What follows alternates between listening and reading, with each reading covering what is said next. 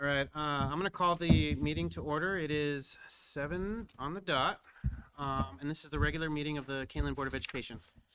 We'd like to inform all board meeting attendees that this meeting will be live streamed and archived for access at any time by our community members on the internet within 24 to 48 hours of our meeting's conclusion. If you could please join me and stand for the pledge. I pledge allegiance to the flag of the United States of America and to the republic for which it stands, one nation, under God, indivisible, with liberty and justice for all. Okay, and a roll call, please. Mr. Gonzalez. Here. Mr. Kleisner. Here. Mr. Cook. Here. Mr. Mankivsky. Here. Mr. McCauley. Here. Mrs. Simmons. Here. All right, with 6 members present, we have a quorum. Is there anything the board would like to move from consent to new business? If not, I'll entertain a motion to approve the agenda as presented. So moved. Second. Roll call, please. Mr. Kleisner. Aye. Mrs. Simmons. Aye. Mr. Cook. Aye. Mr. McCauley. Aye. Mr. Gonzalez. Aye. Mr. Mankivsky. Aye. All right, motion carries 6-0. It's now time for the board/superintendent salutes, and I will turn it over to Dr. Layden. Yes, thank you. I have one for tonight. We had our back to school kickoff today with all of our staff together at the high school. Pretty much fill the auditorium, have our staff, administration, and teachers. We all meet to start the day, go over a series of topics and questions, and then from there, our staff breaks off, goes into their buildings, and then tomorrow they're also in their buildings before we welcome students on Wednesday. But I do want to share a note of appreciation. We have several groups that it's just essential work that they do to kick off the school year. We have our food service that gets ready, starts the year, provides a very nice breakfast for our staff this morning, and then lunches throughout the year. Our maintenance department to get our buildings up and running.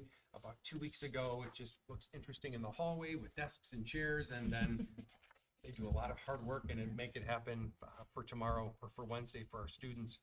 Also transportation, as our drivers are getting ready to pick up and drop off our students. We have so many of our students because of our geographical footprint that do take the bus, and the majority of our students start their morning at a bus stop with our bus drivers and end their day getting dropped back off at their bus stop with our bus drivers. So our transportation does a great job. Technology with Infinite Campus and with new teacher laptops and just technology in the building for teachers to work with our students to get that up and running. They do a great job. And then, of course, our staff members, our teachers, and our administrators to kick off the school year. So it truly takes our Kaneland Community Village to start a school year and maintain a school year. So just wanted to salute those groups. And then also our next board meeting on August 28th, we are working on a back to school opening day kind of celebration. We'll have some pictures and we'll have more information to share what it actually looked like over the last 2 weeks to open up school to welcome our students back. So that's what I had for salutes tonight. Oh, and also just quickly, thank you to President Gonzalez, Vice President Mankivsky, and Board Member Simmons. They were able to attend this morning and welcome our staff back and just say hello. So it's nice to have them to start our school year. So thank you, and those are our salutes. Yeah, we got the opportunity to go this morning, and it was awesome. So, thank you to whoever puts it together, the administration or, whoever, but it was awesome to get it going and get everybody rallied, and definitely an experience. So I was grateful to be a part of it. Dr. Fuchs, do you have any? That's nice, thank you. All right. Well, tonight's consent agenda contains the following action items. We have the approval of the treasurer's report from July 2023, approval of minutes from July 31st, 2003, regular meeting, approval of personnel, approval of destruction of audio recordings from closed session meetings from February 2022, approval to not release closed session minutes from January through June 2023, approval of policies from press, the second reading, and the informational item, the Freedom of Information Act report. At this point, I will entertain a motion to approve the consent agenda as presented. So moved. Second. And a roll call, please. Mrs. Simmons. Aye. Mr. Cook. Aye. Mr. McCauley. Aye. Mr. Gonzalez. Aye. Mr. Mankowski. Aye. Mr. Kleisner. Aye. All right, motion carried, 6-0. So at this point, we will move to public comment. And it looks like we have one person signed up so far. Anthony Moreno. I'm going to summarize because we know how it goes. We're going to keep it at 3 minutes per individual person. No more than 20 minutes on an individual topic. Keep it civil. And this isn't an opportunity for us to engage in dialogue. We're just going to listen and hear what you have to say. So, thank you.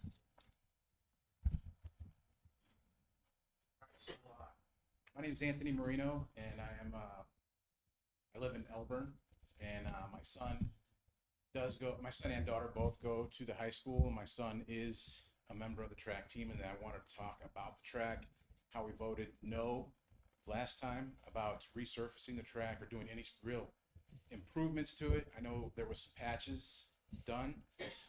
I spent some time out there today. I pass by there every day when I come home from work. And so I spent about an hour and 20 minutes out there just walking the track.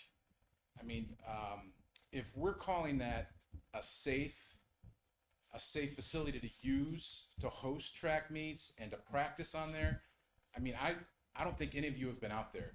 And if you voted no on resurfacing the track without actually going out there to take a look at it, I mean, that's shame on you. You have really got to take a look at these issues before we take any sort of action on them. This track is dilapidated. It's 30 years old, and if you go out there now and look at the patch job that they did, it's uneven, it's bumpy.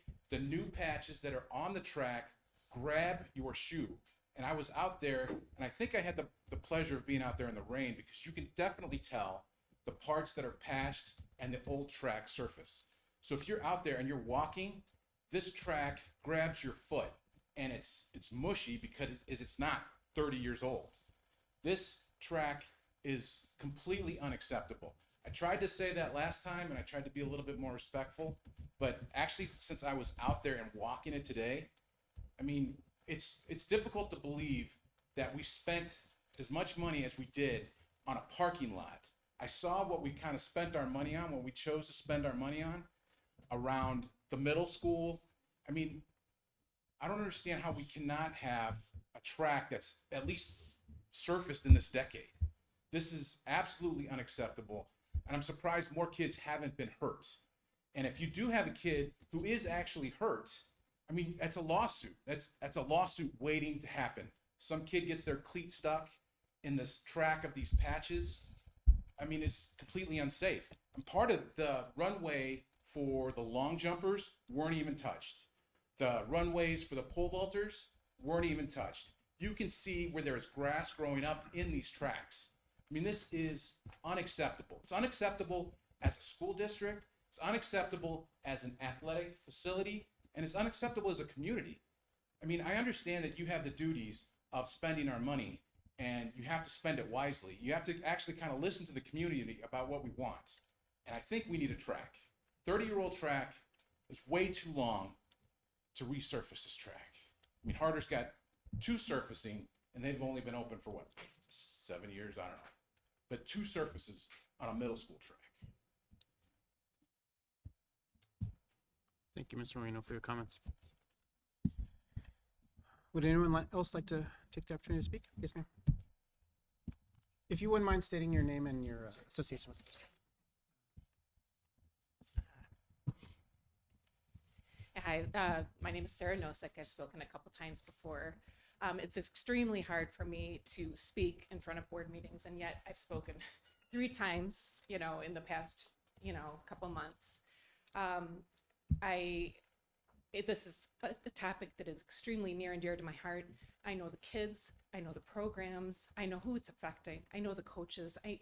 So every single time that this track is not resurfaced, it hurts me deeply. I did send an email to all of you about that. I apologize if it seemed rough. I want you to understand that when I say I'm going to be holding you accountable, I just want to be a part of this process, and I want to keep us true to this. You know, when this track was first supposed to be resurfaced, 2012, my junior was in kindergarten at that time. And when it first was, you know, not going to be resurfaced, I thought, well, you know, I'm sure by the time he gets up to the high school, you know, I'm sure it'll be done. But now we're looking at, there's no way that it's going to be resurfaced by the time, you know, he's going to be, he'll be out of the school by the time.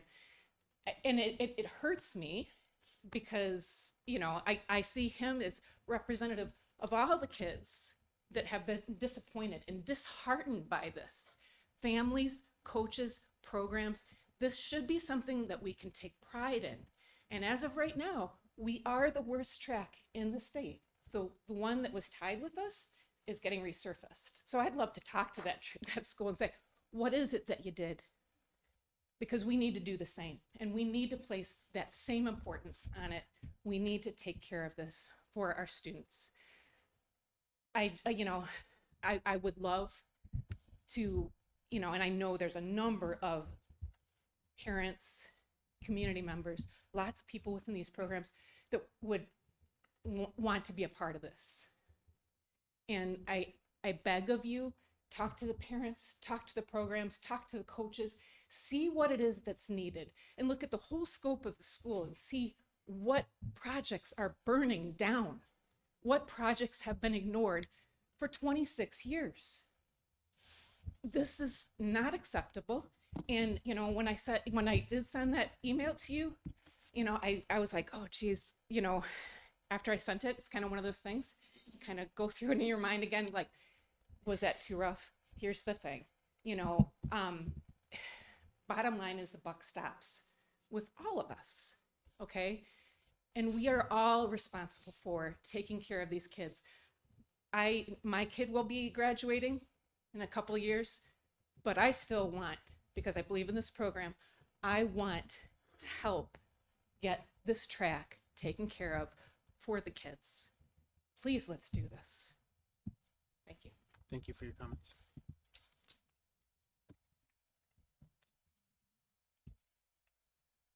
Would anyone else like the opportunity to speak at this point? Okay, well, at this point, we'll move on to new business. The first item of new business is approval of the intergovernmental agreement with the Village of Sugar Grove for a school resource officer at the Kaneland Harder Middle School. Dr. Layden, please provide more information. Yes, thank you. Over the last couple of years, our board and just district-wide, statewide, there have been a lot of conversations on building security, what districts can do, need to do for a secure building for students and staff in our buildings every day. And as you know, we have an SRO already at the high school with an intergovernmental agreement. And one of the things Dr. Fuchs and I met with Sugar Grove to talk about was the potential of expanding that out to the middle school, and have some great conversation with Sugar Grove on these next two topics that you'll have, both the intergovernmental agreement for the SRO, and then also for transportation, the security of our buses to move out. So with that, I'll turn this over to Dr. Fuchs and talk us through, please, if you don't mind, the intergovernmental agreement, the conversation with Sugar Grove, and what those next steps could look like for approval tonight. Very good, thank you, I Thank you. appreciate it. So first of all, the IGA for the school resource officer is modeled after the one that we currently have in place with Kane County. The only variations are the fact that it's the Village of Sugar Grove rather than the Kane County Sheriff's Office. Additionally, the police officer has a different time because of the school day is a different time. So some of those very specific things to this building would be the only changes that we have or that we made in the actual intergovernmental agreement. All of their content is pretty much the same. The cost is similar, but not the same. In the sheriff's office, it's a little bit less than that. but the Village of Sugar Grove, we're estimating approximately 80,000. I do have the 80,000 built for this year into the ESSER, grant, ESSER 3. However, that grant, we're still waiting for final approval. So I don't want to commit to the board that that's exactly where it's going to come from in case if something goes awry. Let's see, it also in Sugar Grove will depend on the police officer that they assign to it. We do believe that, the SRO will probably start at the beginning of September. So this year it'll be a little bit less than in future years because, we do it based on the portion of the year, the number of days that the officer works, and things like that. Additionally, the village asked, the sheriff's department, we do a 3-year contract with. This one, we're doing a 2-year, and we've aligned it with Village of Sugar Grove's budgeting cycle, which for August for us will be just fine because we'll be able to do any changes that we might need by final budget, which is in September. So I feel good about the budget cycle. The tasks, and the job description are essentially the same, and, not sure that no, we talked about the start date, possibly beginning of September. I know one other thing, the Village of Sugar Grove is scheduled to approve this, tomorrow night at their village meeting. So we're gonna go first, and then they'll take care of it tomorrow night. We believe that it should, pass, as hopefully all of you are. We are all in support of helping anything we can do to keep our students more safe. Any questions? Just one thing that I would share is that, as Dr. Fuchs shared, that 80,000 is the portion of when the SRO is in the Kaneland School District. So as they hire, either they assign an officer or hire a new officer, those are the days they would be working with Kaneland for the 172 days. And then the other days over the summer, Christmas break, spring break, those times of breaks, they are back with Sugar Grove PD, and they pay that portion of their salary. So we are paying for the prorated portion of the days when they're with our district. Is there a reason why we went with Sugar Grove over Kane County this time? It's their jurisdiction, so we give it to them. Oh, because the high school is, excuse me, okay, forgive me. Yeah, And then one more question. It's funded by the ESSER. Well, we're assuming it's gonna be funded by the ESSER grant this year. hopeful. We're just gonna build it into future budgets then That is going correct. forward. Yeah, assuming everything goes as planned. Okay. Good. Okay, well, at this point, I'll entertain a motion that the Board of Education directs the administration to execute the agreement for the school resource officer at Kaneland Harder Middle School with the Village of Sugar Grove effective immediately through August 31st, 2026. So moved. Second. And a roll call, please.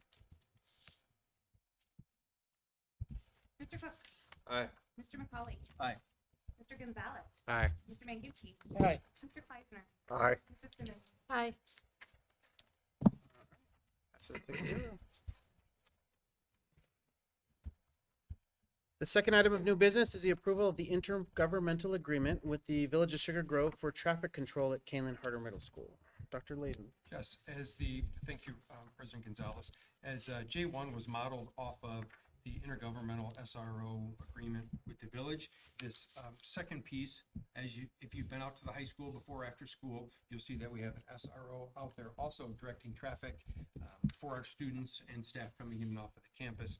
And so we have looked at that also for Harder. And so I'll turn over to Dr. Fuchs, and you can share a little bit more about the transportation piece and the flow of our staff and also the buses getting out from Harder to Esker Drive. Thank you.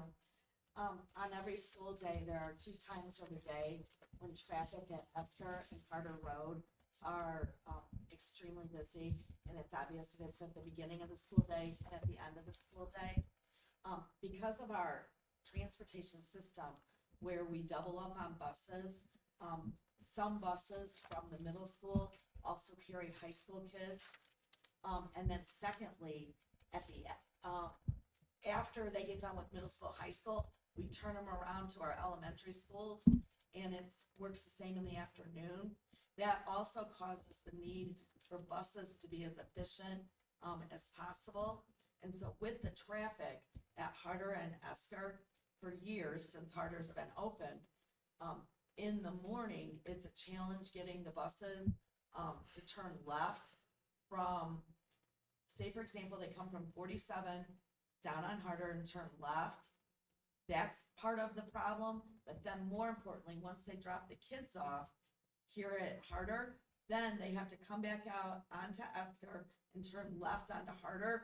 That's the problem as well. So the police officer will be able to direct that traffic and help get our buses onto Harder more efficiently so that they can get up to the high school. In the winter, that's really important because we want to get the high school kids to school on time. And then in the afternoons, similarly, we sent 2 routes, the first wave and the second wave. The first wave is fine, but the second wave picks up kids at Harder and then comes up to the high school. They turn left there, again on Harder to get to the high school so that they get the second set of kids who've been dismissed from 250 so that they can pull out at 30, I think it's 302 is what we do. And so it's a matter of timing because then those routes, some of them will drop kids off and need to get back to the elementary schools by 3:30. So it's a very quick turnaround. Having this officer at that corner will keep our buses moving quickly. Additionally, at Harder, we have a lot of parents that pick up kids. Miss Weiss last year, she's now changed the way that they line up to try to make it safer because the parents were getting mixed up with the buses and when you're in the parking lot and kids are crossing. So we are hopeful that between her change and this addition that we will prevent and be proactive in preventing accidents here at Harder Middle School. So, thank you. Any questions or discussion? Where is this money also from the ESSER fund? This is not, this would come from our regular budget.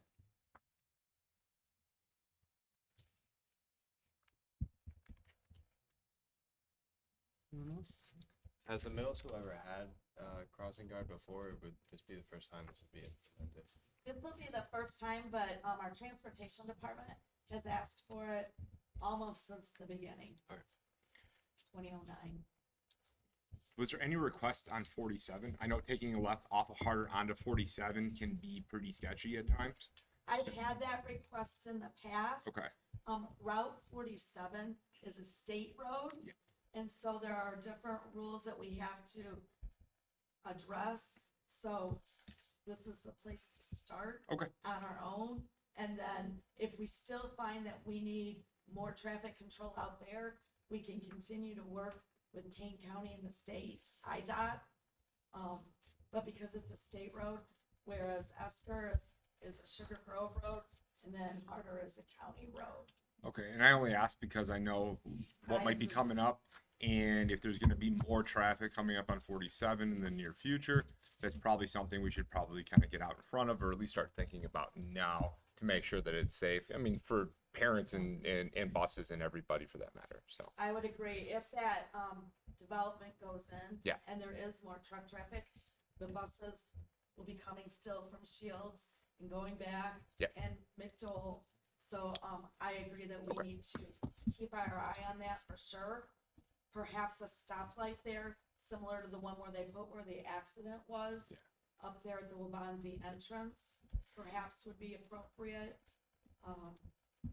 I don't know if they put a stop sign there, but a stoplight perhaps. yeah, okay, It's been a while since I've had a call on 47 and that corner, but I know that it I drive it. Yeah. I know. Yep. You know, Okay. a possibility. yeah, absolutely. I'm aware this isn't the best question, but I see if it's a 2-hour minimum on here.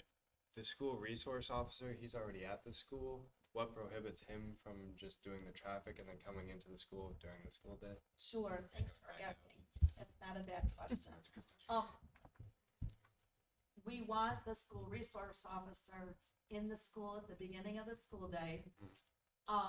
Here's why typically, when you have behavior issues, they're typically during unstructured time. Unstructured meaning kids are not in class, they're passing periods. Those are unstructured. I would call lunch a bit unstructured, even though you have supervision. But before and after school, when they arrive and they're dismissing, they're not required to be in any one place. Yes. They're moving. And that's when your typical behavior issues will surface. Okay. And so if they know that the SRO is out on the street, Yeah. then they can't in two places at once. Yeah. And if they're needed inside the building, now your traffic's uncovered. So it's a push-pull. It really is.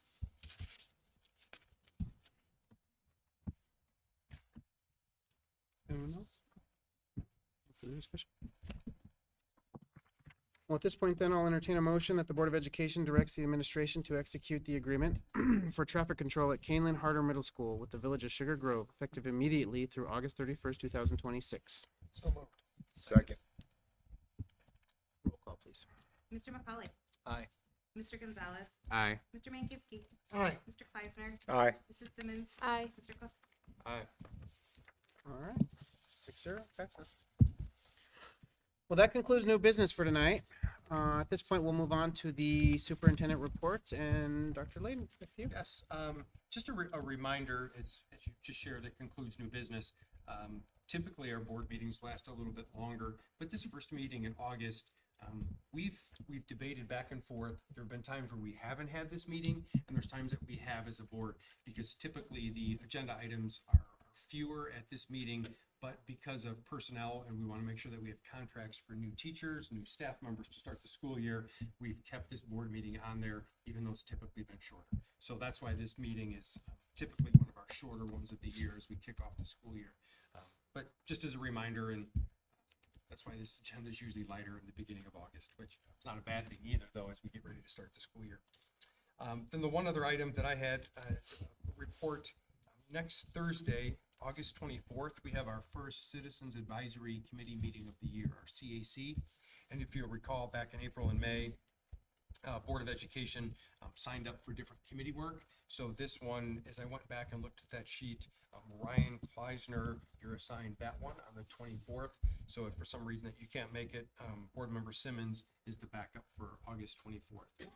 Other board members are always welcome to attend FAC, FPC, and CAC. So if anybody else would like to come, it's in the library next Thursday, the 24th, from 7 o'clock to 8:30.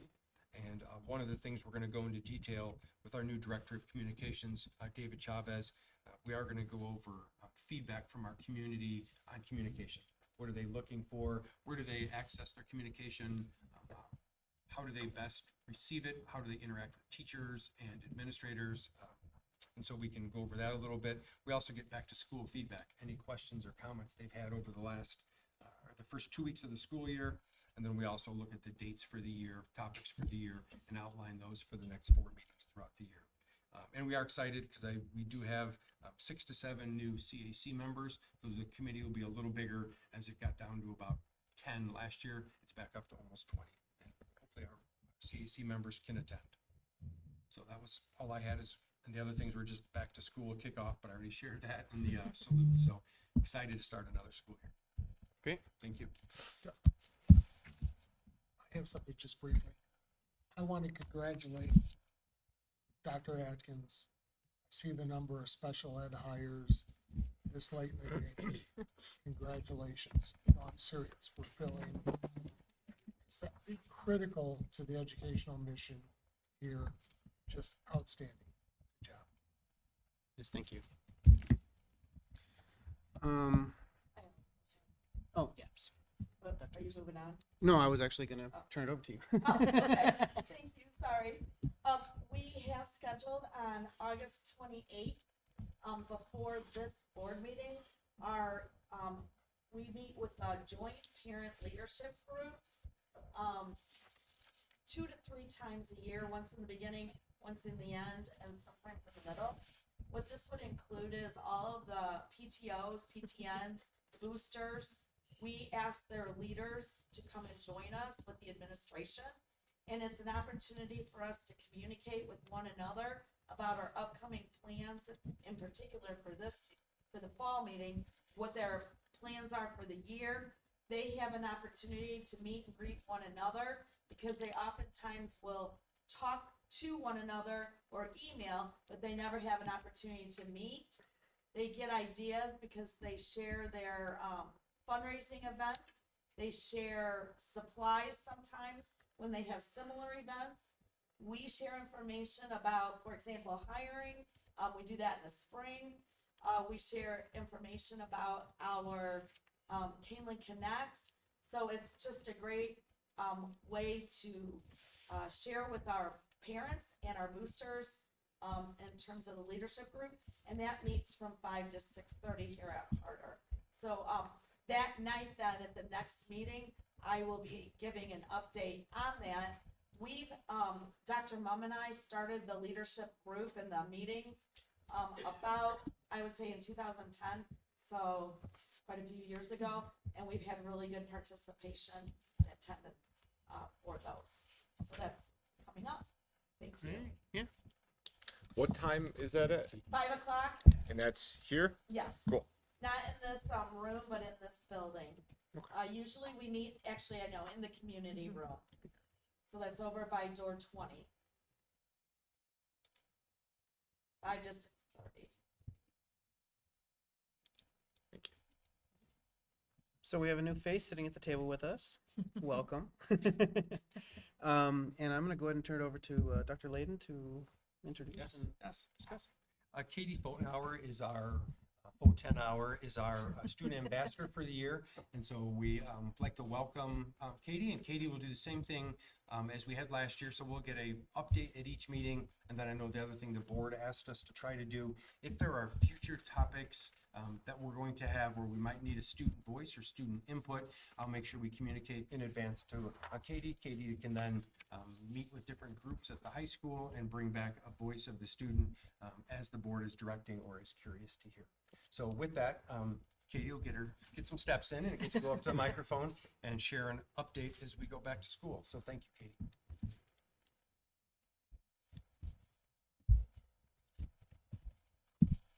I would like to start off by saying thank you for this opportunity. And for my August 14th report for the Board of Education, on August 8th, incoming freshmen got the chance to hear from the high school's 3 new administrators, as well as Principal Dr. Horn and Athletic and Activities Director Mr. Rollman during the freshman orientation presentation. After the presentation, freshmen got the opportunity to walk their schedules with members of Student Council and National Honor Society to answer any questions from students or parents. And then just a little, like, what I personally noticed was more parents are worried about their freshmen entering high school than the actual freshmen. That's good to hear. And then in the same week, on Friday, August 11th, Kaneland hosted its annual Nights Under the Lights event. Besides the regular athletic meetings for fall sports, there was the football pregame, volleyball scrimmages, and a marching band performance, which was really cool to see. And then, however, something that was different this year was athletes could not walk the track.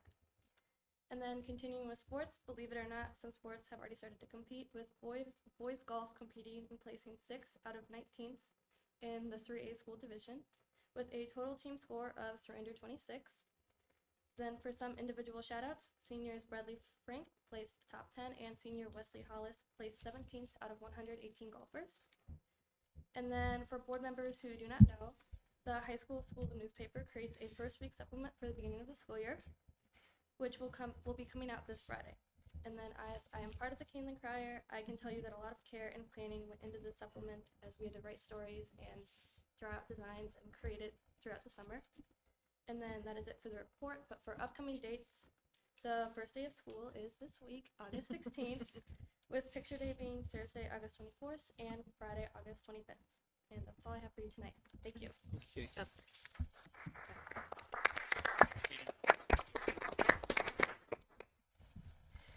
So as we develop this role, I don't want to speak on behalf of the board, but myself, we'd like to get more interaction with you because I think you're truly the voice of the student body, at least at the high school level. And so I would encourage not only myself but us as a board to come up with things to hear from the student body because you're our connection. So we appreciate what you're doing and hopefully we can give you some tasks this year. All right. Well, thank you, everybody. Thanks. All right. So that concludes the superintendent board report. Topics for future agenda. Are there any topics for future agendas that we'd like to discuss at this time? No? We're good. Okay. Well, now we're on to round 2 of public comments. Did anyone signed up? No? Would anyone like to take this opportunity to address the board? Mr. Moreno, same rules. Appreciate it. Thank you. So, just kind of watched everyone here with the 2 topics that we had, that we voted in the affirmative of, if I remember correctly.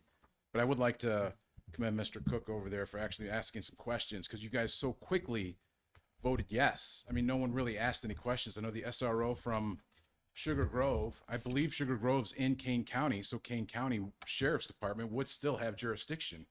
So if Kane County is actually cheaper, why aren't we asking Sugar Grove if they can either match that price or just go with Kane County? So quickly we just threw some money away there. But the other issue with the traffic stops at the corner up here, I mean, if we looked at maybe doing a study to see if maybe a stop sign would work a little bit better. I'm all for jobs. I'm all for putting people to work in our communities, but if we're going to we have to think about spending money, because we're just trying to get a new track that's been 30 years old. We're trying to get a new track. We have to beg and plead, and you still can't give it to us, right? I mean, then here we have money that's $80,000. I don't know the difference between the Kane County contract and the Sugar Grove contract, but she made it very clear that it was cheaper and it's still in the same district. So here it was very little pushback, and you guys just all agreed in the affirmative to go with a higher price. It doesn't make any sense to me. So I guess I don't know if people aren't paying attention, but I'm gonna have to come to more board meetings and just maybe be a thorn in your side and ask you more questions on why we can just say yes and not really do any more research, like stop signs or going with a different contract, or maybe asking them if they can meet the same price as Kane County. So, I mean, that's all I really wanted to say. Thank you. Anyone else? Okay. Well, thank you for your comments. So at this point then, we have something scheduled for closed session. So the Board of Education is scheduled for a closed session where there will be no action taken following the session. Therefore, after the vote to go into closed session, the recordings of tonight's meetings will be concluded. At this point, I will entertain a motion to go into closed session to discuss 5 ILCS 122C1 at 7:39 p.m. So moved. Second. Roll call, please. Mr. Gonzalez. Aye. Mr. Mankowski. Aye. Mr. Kleisner. Aye. Mr. Simmons, or Mrs. Simmons, sorry. Aye.